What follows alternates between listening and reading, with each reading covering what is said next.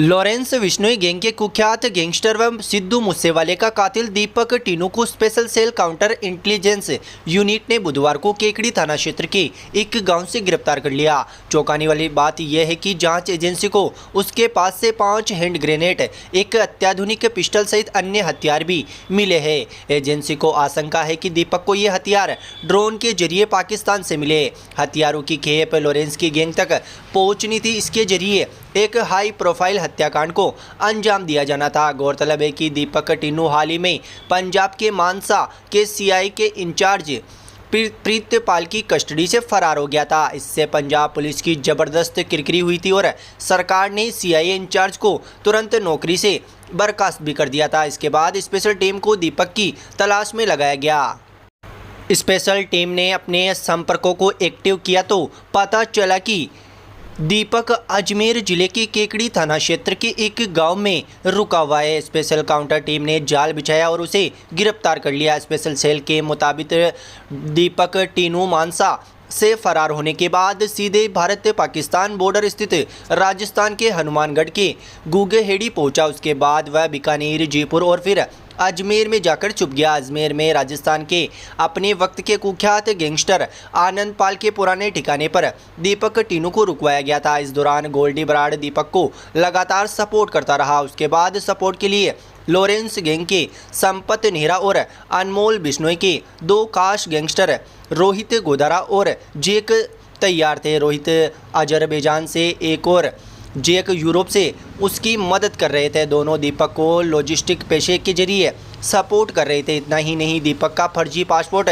बनाकर उसे विदेश भगाने की प्लानिंग भी की जा रही थी। स्पेशल सेल ने बताया कि जब दीपक टीनू को गिरफ्तार किया गया तो उसके पास से 5 हैंड ग्रेनेड, एक आधुनिक पिस्टल और एक अन्य हथियार बरामद किया गया है। ये गैंग एक बड़ी साजिश करने जा रहे थे। एजेंसी को आशंका है कि हथियार दीपक को पाकिस्तान से ड्रोन के जरिए पहुंचे हैं। इन हथियारों से किसी हाई प्रोफाइल हत्याकांड को अंजाम दिया जाना था। गौरतलब है कि अब स्पेशल सेल ये पता लगाने में जुटी हुई है कि आखिर हैंड ग्रेनेड दीपक तक कैसे और किस रास्ते से पहुंचे। बता दें कि दीपक टीनू साल 2017 में भी हरियाणा पुलिस की कस्टडी से भाग चुका है।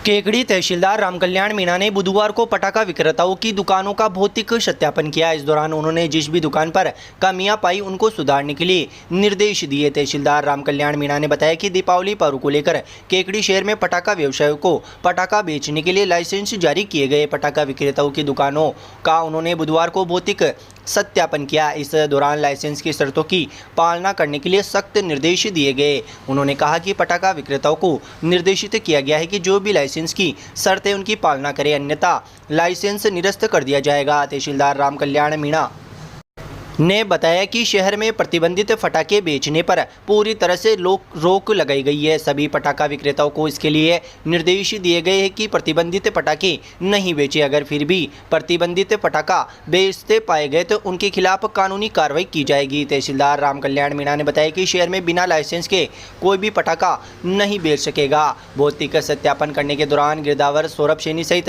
अन्य कार्मिक मौजूद रहे।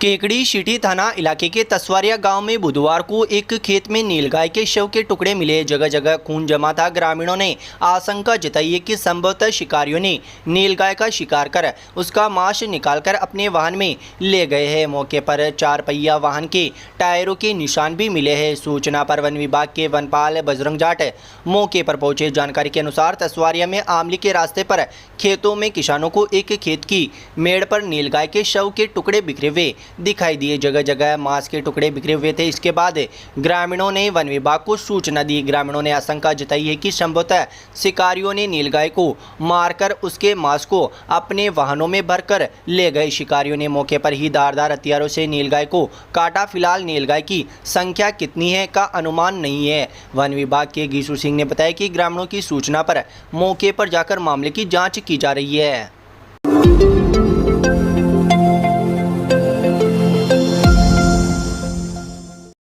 दीपोत्सव पर्व के मद्देनजर सीएलजी सदस्यों की बैठक बुधवार को केकड़ी सिटी थाना परिसर में आयोजित की गई। बैठक में उपखंडाधिकारी विकास कुमार पंचोली, पुलिस उपाधीक्षक खीव सिंह व केकड़ी सिटी थाना अधिकारी राजवीर सिंह मौजूद रहे। इस मौके पर उत्सवों को सौहार्दपूर्ण तरीके से मनाने को लेकर चर्चा की गई। वहीं केकड़ी में दीपोत्सव के दौरान घास बेरू की सवारी में एक दूसरे पर धमाकेदार पटाखे फेंकने की विकृत परंपरा पर अंकुश लगाने को लेकर भी जोर दिया गया। इस अवसर पर उपखंडाधिकारी विकास कुमार पंचोली ने कहा कि एक दूसरे पर पटाखे फेंकने की हरकत करने वाले असामाजिक तत्वों पर पुलिस सख्ती से कार्रवाई करेगी तथा किसी भी तरह का कोई नुकसान न हो, इसको देखते हुए सभी को मिलकर ऐसी विकृत परंपरा पर अंकुश लगाने को लेकर सजग रहना होगा।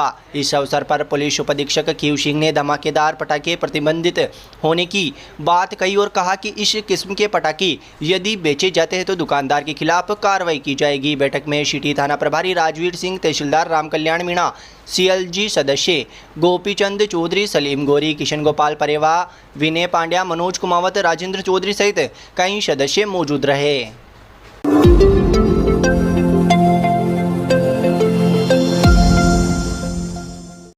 राजकीय उच्च प्राथमिक विद्यालय मंडा के चयनित विद्यार्थियों के एक दल ने संस्था प्रधान परमानंद पारिक के नेतृत्व में कोटा व बूंदी जिले के विभिन्न स्थानों का भ्रमण किया। एक्सपोजर टू वोकेशनल एजुकेशन कार्यक्रम के तहत इस भ्रमण के दौरान विद्यार्थियों को ऐतिहासिक, सांस्कृतिक व पर्यटन महत्व वाले विभिन्न स्मारकों व स्थानों का विजिट कराया गया। इस दौरान बच्चों ने अपने व्यवहारिक ज्ञान में अभिवृद्धि की। बच्चों ने बूंदी में नवल सागर झील, 84 खंभों की छतरी, चित्रशाला, तारागढ़ दुर्ग पहुंचकर वहां की स्थापत्य कला व व्यू पॉइंट से बूंदी शहर का नज़ारा भी देखा। इस दौरान शारीरिक शिक्षक राजेश कुमार उपाध्याय ने दुर्ग के इतिहास के बारे में जानकारी दी। वहीं इस मौके पर बच्चों ने कोटा में अभेड़ा बायोलॉजिकल पार्क, अभेड़ा महल, Garadia Mahadev Mandir, Mukundra hills tiger reserve, hanging bridge, 7 wonder park, Kishore Sagar, Maa Trikuta धाम व आगमगढ़ साहिब गुरुद्वारा सहित कई स्थानों का भ्रमण किया। इस मौके पर प्रधान अध्यापक परमानंद पारिक, शारीरिक शिक्षक राजेश कुमार उपाध्याय, शिक्षक दिनेश कुमार वैष्णव, अध्यापिका रीना कुमारी व सबाना बानो भी मौजूद रही।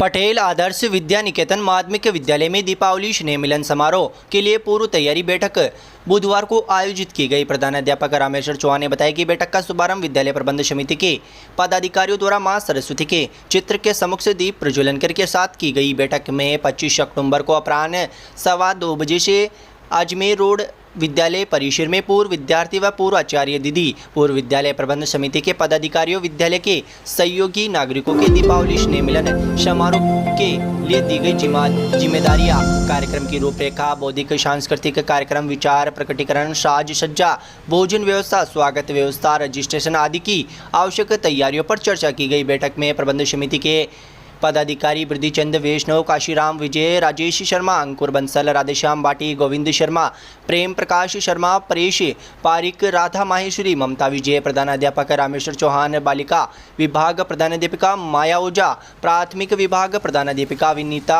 जोशी तथा आचार्य दीदी मौजूद रहे। बैठक के अंत में विद्यालय के सभी कर्मचारियों को विद्यालय की ओर से दीपावली की शुभ अवसर पर उपहार दिए गए। बैठक में बृद्धिचंद वैष्णव, अध्यक्ष विद्यालय प्रबंध समिति की अध्यक्षता में संपन्न हुई।